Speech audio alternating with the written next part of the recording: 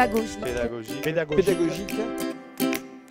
Ce type d'aire de jeu associe à la fois une structure de motricité à une structure de jeu, associe aussi tout un travail que l'on va pouvoir faire sur les contes traditionnels, comme par exemple La Petite Sirène ou Le Vilain Petit Canard.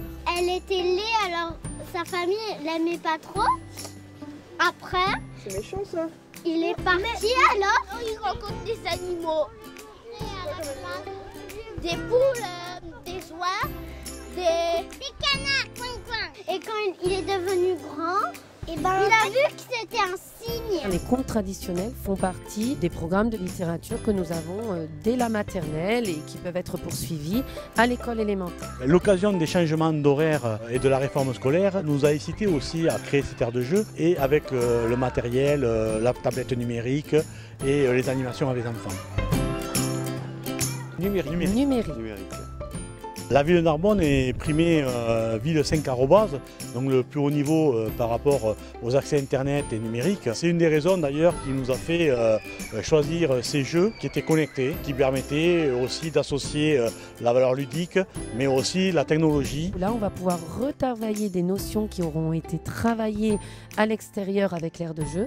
On pourra les retravailler à l'aide des jeux de la tablette numérique. Il permet d'avoir un développement après l'école, c'est-à-dire que le numérique permet d'avoir des activités avec les parents ou à l'animation après les cours d'école. Oui, je vais télécharger d'ici peu sur ma tablette l'application de compas.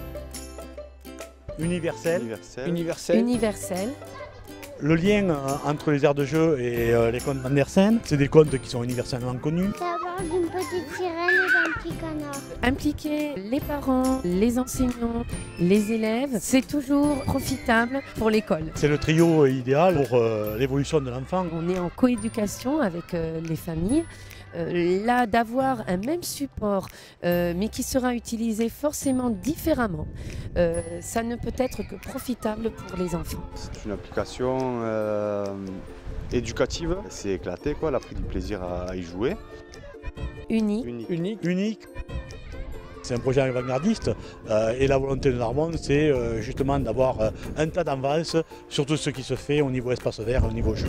C'est bien parce que c'est différent. Je pense que c'est aussi surtout très nouveau. Donc